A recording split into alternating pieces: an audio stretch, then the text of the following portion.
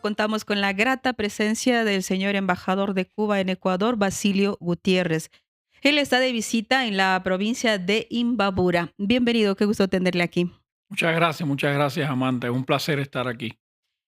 Señor embajador, nosotros quisiéramos conversar con usted acerca de las relaciones históricas entre Cuba y Ecuador. Sabemos que tenemos una historia común de los países latinoamericanos. Sin embargo, hay unos lazos particulares que nos hacen diferentes entre estos dos países. ¿Cuáles podríamos comentar? Bueno, realmente los vínculos entre Cuba y Ecuador son vínculos muy profundos y muy antiguos. Primero hay que decir que esos vínculos vienen desde la época prehispánica. Es decir, hay una teoría que plantea que los primeros habitantes del Caribe, de las Antillas mayores, en este caso Cuba y la Española, habían procedido de la región amazónica. Es decir, se dice que los primeros habitantes de Cuba vienen del Amazonas profundo y salieron al Caribe a través del río Orinoco y Ujú, Venezuela, ¿no? ujú. A través de Venezuela. Eso es una teoría, por lo tanto, pareciera que el vínculo es muy profundo y muy antiguo.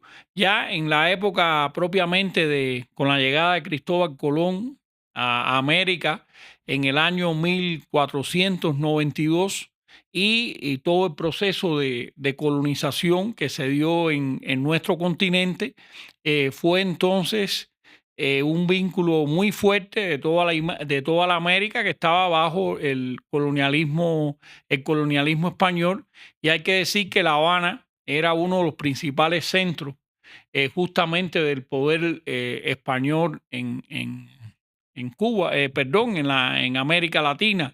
Mm. Y bueno, también el caso de Ecuador, en esa época ya estaban las ciudades de Quito y Guayaquil, ¿no? Como principales centros urbanos, y ahí comenzaron los vínculos, sobre todo desde el punto de vista político, cuando se produce las luchas por la independencia contra España, en ese esfuerzo que tuvieron todas las naciones para ser independientes de España. Hay que decir que el proceso de independencia, sobre todo en América del Sur, básicamente se da entre el año 1809, que fue el grito de independencia en Ecuador, en Quito, y 1924, perdón, 1824, en ese periodo histórico, más o menos de 15 años, y ahí hay muchos vínculos entre todos los países latinoamericanos, y hay episodios que marcan esa relación, como la llegada aquí a Ecuador de Francisco Calderón, que fue un militar español, coronel del ejército colonialista, que había nacido en Cuba, en la provincia de Pinar del Río, hijo de españoles, y que vino a Guayaquil como parte del ejército colonialista español, pero después, Ujú.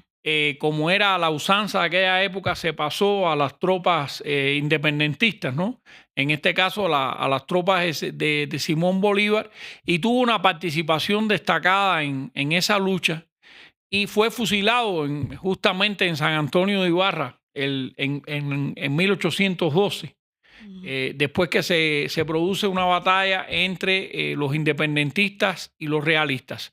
Pero lo más interesante, que este militar nacido en Cuba tuvo una relación con una señora guayaquileña de apellido Garaycoa, y ella fue la madre de Abdón Calderón, el Mm. niño héroe que después De la conocemos de la, batalla de de la batalla Pichincha. de Pichincha. Ese es un momento, Capítulo. un capítulo importante. Otro capítulo que yo mencionaría fue la relación que se estableció a finales del siglo XIX entre José Martí, los independentistas cubanos, y el general Eloy Alfaro, porque hay que decir que en Sudamérica las repúblicas llegaron a la independencia alrededor del año entre 1822 y 1825. Pero en el caso de Cuba, Cuba fue el último país en liberarse de España en 1898, justamente cuando Estados Unidos Ujú, intervino en la guerra que Cuba tenía contra España por la independencia. Y hubo un apoyo, un auxilio, más allá de la amistad que entablaron José Martí y Eloy Alfaro para la independencia de Cuba, incluso cuando triunfa la revolución liberal aquí en Ecuador de 1895, ya José Martí había muerto, pero sin embargo Eloy Alfaro se dirige a la reina de España ujú. exigiéndole, demandando la independencia de Cuba. Ese es otro momento que a mí me parece que es importante. Y también ya en épocas más recientes, siempre hubo mucha simpatía, mucho apoyo en Ecuador Mm, cuando Fidel Castro estaba en la Sierra Maestra, ujú, en su lucha guerrillera, incluso en determinados entornos juveniles recogieron fondos para enviar a ujú, la Sierra Maestra. Hubo también un periodista ecuatoriano, Carlos Bastidas Argüello, que estuvo de corresponsal de guerra 3 meses en la Sierra Maestra y después, cuando ya termina su periodo en la Sierra Maestra, que va a La Habana para viajar a los Estados Unidos, fue asesinado por la policía de Fulgencio Batista. Es decir, fue el último periodista que fue asesinado en Cuba. Es decir, hay muchos ujú, capítulos ujú. que muestran esa conexión, esa interrelación que existía entre Cuba y Ecuador. Eso sin mencionarle, por ejemplo, que yo creo que casi muchos ecuatorianos de generaciones recientes, y creo que las actuales también, han aprendido aritmética y álgebra con un libro de Aurelio Bardor. Sí, Es sí. cubano, muchos ecuatorianos no saben eso. Incluso Ahorita me estoy enterando. bueno, incluso algunos piensan que Aurelio Bardol era árabe por la decoración del texto y todo eso, pero es cubano, era un pedagogo cubano. Existió siempre mucha relación Ujú, entre la pedagogía de los dos países. Bueno, es famosa también la ujú, relación entre Fidel Castro y Osvaldo ujú, Guayasamín, ujú, el gran pintor ecuatoriano, cuando a principio de la revolución viajan a Cuba, conocen a Fidel, se establece toda esa relación entre los dos grandes hombres, ¿no? De Ecuador, de Cuba. Siempre hubo una relación entre la intelectualidad cubana y la intelectualidad ecuatoriana. Es decir, esta relación tiene un vínculo muy profundo también a lo largo de todo el proceso revolucionario de más de 65 años, decenas, cientos, quizás miles de jóvenes ecuatorianos y ecuatorianas se han graduado en Cuba, han hecho sobre ujú, todo estudios de medicina, pero también de otras carreras, ujú. han hecho estudios de doctorado, en fin, el vínculo es muy amplio, es muy grande y muy abarcador. Un poco conversando sobre esta visita que usted está haciendo aquí, pues casi la mayoría de organizaciones sociales que también le han estado recibiendo durante esta mañana y tarde que culminará también esta visita, es que hay organizaciones que también rechazan lo que ustedes demandan. Cuba es un país socialista y desde que pues se logró este proceso de independencia y de revolución desde 1959 ha estado asediado, bloqueado, han resistido durante 65 años y hay unas demandas que ustedes pues siempre las exponen. Podríamos un poco conocer al Ya. respecto. Bueno, primero que todo, efectivamente, estamos aquí en una visita muy breve Ujú, a estas tierras de Imbaburas que son tan bonitas. Acabamos de realizar un paseo bellísimo, ¿no? Por el lago San Pablo y venimos aquí también porque hace ya algunos meses se inauguró un mural de solidaridad con Cuba que está justamente en la carretera panamericana que va hacia Ibarra, ¿no? Y bueno, ese mural tiene un valor simbólico porque habla, trata de representar algunos pasajes de esa amistad histórica, de esa solidaridad mutua, diría yo, entre Cuba y Ecuador. Y justamente estamos aquí bajo la invitación de gente amiga, de personas amigas, de organizaciones sociales que han tenido siempre una posición de amistad, de solidaridad hacia Cuba. Y como usted decía, Cuba es una isla, pero hay un amigo mío que dice que Cuba es una isla 3 veces, porque es una isla geográfica, es una isla socialista Mm, y es una isla bloqueada. Entonces somos una isla 3 veces, y para nosotros, siendo una isla, siendo un país pequeño, con recursos naturales limitados, es muy importante la solidaridad y es muy importante también el vínculo de nuestro país con el mundo. Y en ese sentido, agradecemos esa solidaridad mundial, diría yo, que se opone a la política de agresividad de Estados Unidos contra Cuba, que es una política de tratar de tener el control de Cuba, y va incluso antes de la revolución. Es decir, porque a veces dicen, bueno, es que la agresividad de Estados Unidos comenzó cuando triunfó la revolución y cuando Cuba se declaró país socialista. No, las intenciones de Estados Unidos de tomar el control de Cuba vienen de hace 200 años, desde la doctrina Monroe ujú. en el año 1800. 1823, Ujú. porque siempre Estados Unidos, siendo una potencia, ha visto a nuestros países de América Latina como países dependientes, como países menores. Siempre está la idea de que somos un patio trasero, está la consigna esta de que América para los americanos, todo esto. Y Cuba también es parte de esa realidad.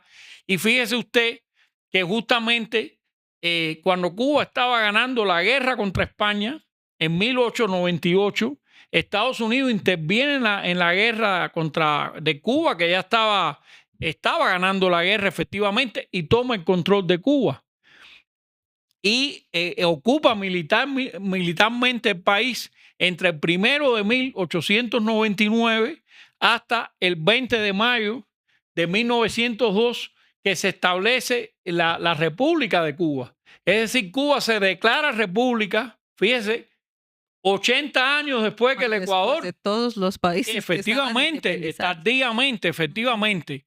Y pasamos de una colonia española a una neocolonia norteamericana. Eso fue lo que realmente pasó, y siempre con aquella idea de Estados Unidos de tener el control.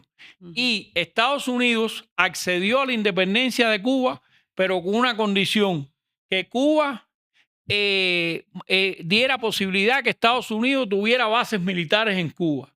Y resultado de esa imposición es la base naval de Guantánamo, ujú, que es un territorio de 117 kilómetros cuadrados, que está justamente en el territorio de lo que es la bahía de Guantánamo, y está ocupada militarmente por Estados Unidos desde 1902.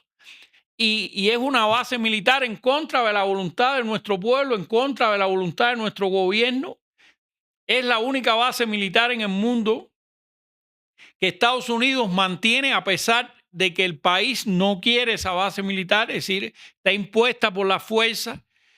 Y es la base militar de Estados Unidos en el mundo más antigua.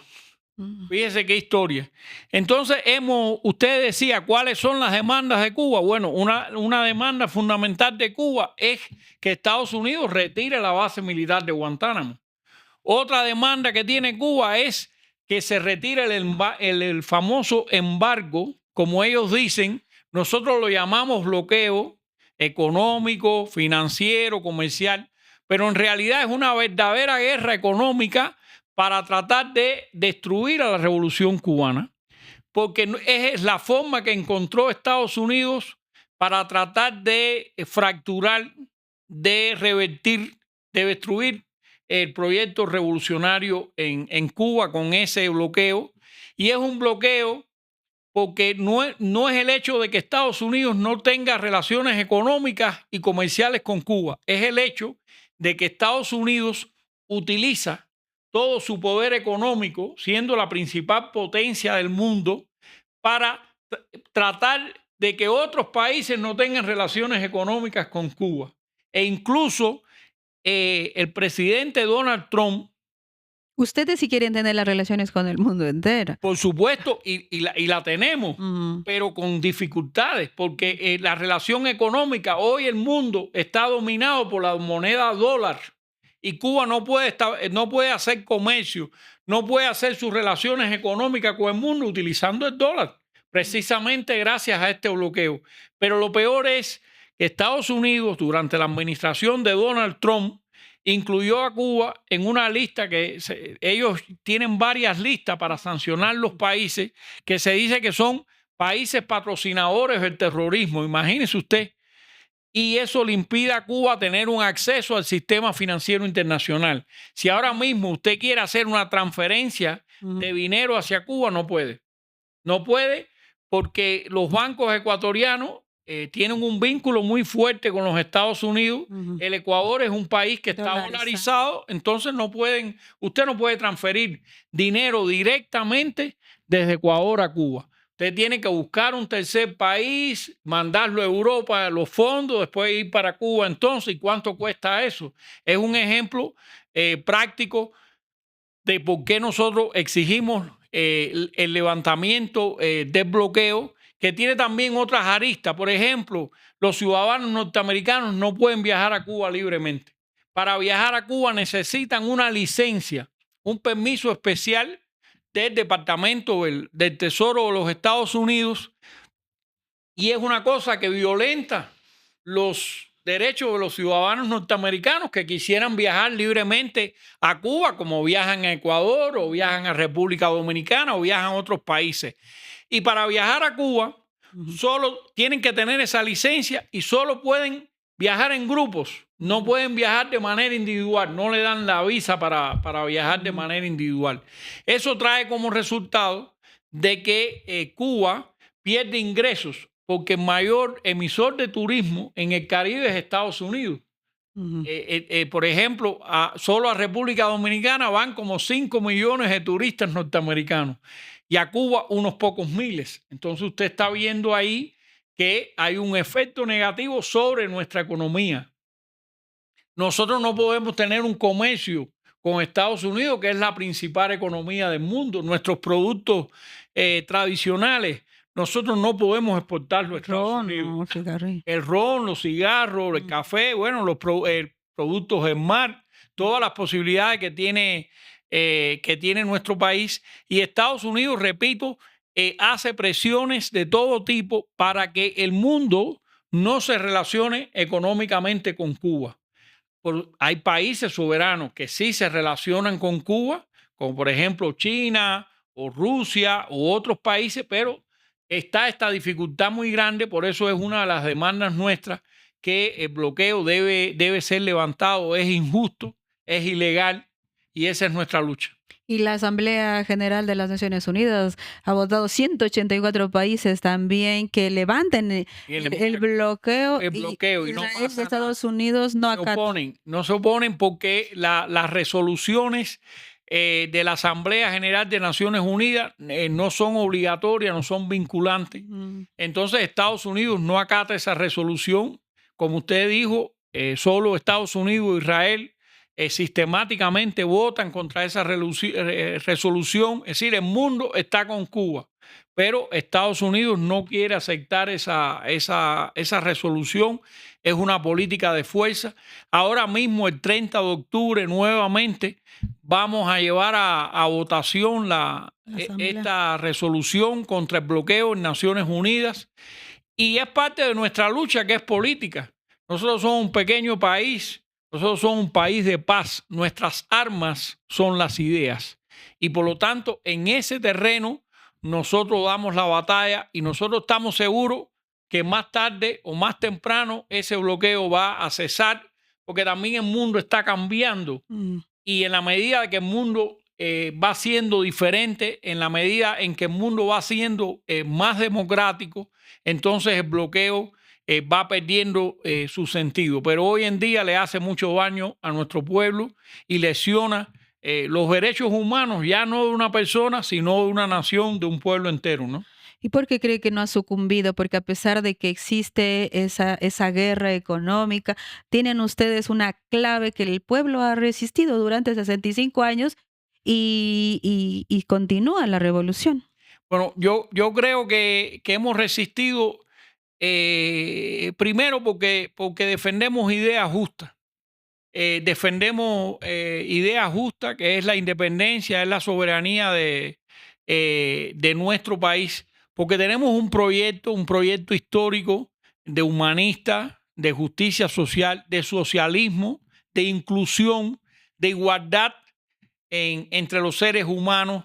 Y eso él le ha dado fuerza a todo el sistema nuestro. Hemos tenido importantes éxitos en los campos sociales y por otra parte estamos organizados, somos un país organizado, somos un país instruido, repito, le hemos dado el poder al pueblo, es decir, en Cuba el pueblo es el que decide, es un país democrático donde la inmensa mayoría de nuestro pueblo apoya este proyecto. No es como dicen a veces, no, en Cuba es una dictadura, pero bueno, ¿cómo se pudiera sostener una dictadura si no tuviera con esa hostilidad a Estados Unidos? Es decir, Ujú. ha sido posible enfrentar esa hostilidad porque realmente existe en Cuba un sistema democrático, un sistema participativo en el cual el pueblo está construyendo su propio destino y repito, a pesar de las carencias, a pesar de las limitaciones, incluso nuestros propios errores, el sistema en 65 años Ujú. ha logrado resultados muy importantes en bienestar del ser humano. ¿Cuáles podrían Por ser esos? ejemplo, en salud, en educación. Por ejemplo, en Cuba no hay ningún niño pidiendo limosna en la calle. En Cuba todos los niños en edad escolar van a la escuela. Esa no es la realidad de América Latina, donde hay muchos niños que sabemos Ujú, que en edad escolar tienen que trabajar ujú. y no van a la escuela. La igualdad entre los seres humanos, independientemente de su estrato social, de su inclinación sexual o cualquier cosa que pueda diferenciar a los seres humanos. Entonces, el acceso también a la cultura, el acceso al trabajo, el acceso a una vivienda digna, el acceso al agua potable, una alimentación segura. Por ejemplo, nosotros en Cuba eliminamos hace muchos años la desnutrición infantil, hace años. Hace años, no sé ahora cuánto. No lo decimos nosotros, lo dice la ONU, lo dicen las organizaciones internacionales. Eh, Son impresionantes. Por ejemplo, los logros que Cuba ha tenido en el campo deportivo. Si no fuera un país saludable, si no pudiera tener esos logros, ¿no? En la propia medicina, El que más gana medallas en las Olimpiadas por lo menos en América en Latina, América ¿no? Latina. Entonces también en el caso de la medicina, también importantes logros. Hemos desarrollado nuestros propios medicamentos, Mm, nuestra propia industria biotecnológica, y eso se demostró con la pandemia. ujú, Es decir, nosotros que desarrollamos nuestras propias vacunas, fue el único país del tercer mundo que pudo desarrollar sus propias vacunas, fue capaz de vacunar a todo nuestro pueblo y los índices de mortalidad de la población cubana fueron 3 veces menores que la media de América Latina. Entonces ahí usted tiene un resultado de que sí, de que el proyecto funciona, que el proyecto se desarrolla, pero por supuesto hoy en día en complejas circunstancias, porque Cuba debe enfrentar este bloqueo criminal que yo hacía mención, eh, que es completo, es universal, que nos hace mucho daño y también los problemas comunes que tienen todos los países del tercer mundo, que exportamos materias primas y después nos las compran caro en el norte y después nos venden los productos caros que fabrican con nuestras materias primas. ¿Es verdad o no? Mm, Nosotros producimos el cacao y ellos nos venden caro los chocolate. chocolates, ¿no? Es más o menos el ejemplo, ¿no?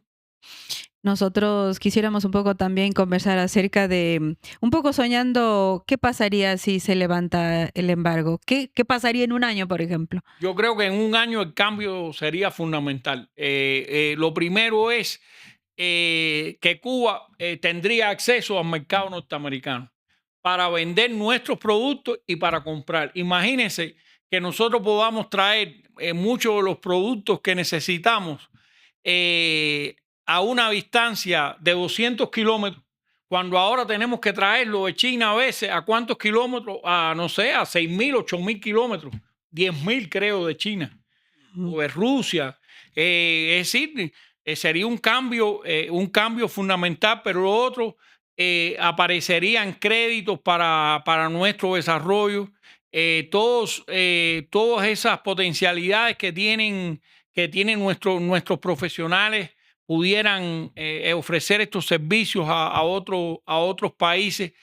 Los cubanos que están fuera de Cuba pudieran ayudar a su familia sin traba ninguna, no tendrían que triangular las transferencias a Cuba para ayudar a su familia. Que pierden dinero también. Efectivamente, no, el efecto sería tremendo y ya sabemos cómo es. Ujú, Apenas en 2 años ujú, de la administración Obama, que no levantó el bloqueo, pero que introdujo algunas medidas de flexibilización, el cambio en Cuba fue muy importante. Se activan los negocios, los pequeños emprendedores, las cooperativas. Imagínense ustedes que ahora apenas van a Cuba algunos miles de ciudadanos norteamericanos. Imagínense usted que fueran millones, ujú. que pueden ir 2 millones, 3 millones, 4 millones, 5 millones de turistas. Dejaría muchos ¿Cuántos recursos. ingresos dejaría eso para Cuba?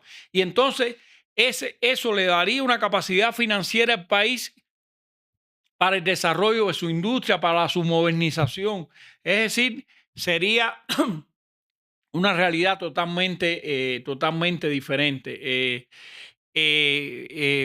Sería muy bueno soñar con eso, con esa posibilidad, ¿no? Y aquí están soñando también en el Ecuador porque existe una organización que es la Coordinadora de Solidaridad con Cuba y también hay gente, militantes, simpatizantes que están apoyando también y denunciando este proyecto criminal, ¿no? De bloqueo en contra de Cuba y también, pues, cómo le ha parecido esta solidaridad durante tantos años que se mantiene Bueno, en Ecuador. yo creo que, bueno, ya yo he trabajado varios años aquí en Ujú, Ecuador y conozco bien el país. Creo que conozco prácticamente todos los grupos, todas las organizaciones de solidaridad con Cuba. Yo creo que eso ha sido muy importante. Yo decía hace unos minutos que la solidaridad es un camino de dos vías. Cuando uno da, uno recibe. Cuba también ha sido solidaria con los países de América Latina, ujú, con Ecuador también. Por ejemplo, en Cuba se formaron cientos de profesionales ecuatorianos de manera gratuita en diferentes especialidades médicas en el proyecto de la Escuela Latinoamericana de Medicina. Y hoy esos estudiantes, esos graduados en Cuba, son recíprocos con Cuba y apoyan en nuestro país en todas las vías posibles. Ahora mismo estamos organizando la 22 Asamblea ujú. Nacional de Solidaridad con Cuba, que va a tener lugar en la ciudad de Riobamba el próximo 26 de octubre. Y ahí vamos a discutir de cómo mantener estos vínculos, cómo activarnos. Y estamos en ese sentido muy agradecidos de los amigos, de las amigas de Cuba en Ecuador. Recordamos nosotros cómo nos apoyaron durante la larga lucha de muchos años que dimos para regresar a nuestro país A a los los 5 5 cubanos presos. que estaban injustamente presos en Estados Unidos y que fueron acusados de terrorismo. Así que en ese sentido estamos optimistas. Nosotros siempre creemos en mejoramiento humano, creemos en la solidaridad, en los valores universales de la paz, del amor, de la convivencia pacífica, de la ayuda mutua entre las naciones. Y en ese sentido, creemos que la relación de Cuba y Ecuador es un ejemplo en ese sentido. Muchísimas gracias. Qué gusto haberle tenido aquí. Bueno, un placer para mí nuevamente, Amanda, y muchas gracias y lo mejor para toda la audiencia de esta radio. Muchas gracias. Gracias a usted.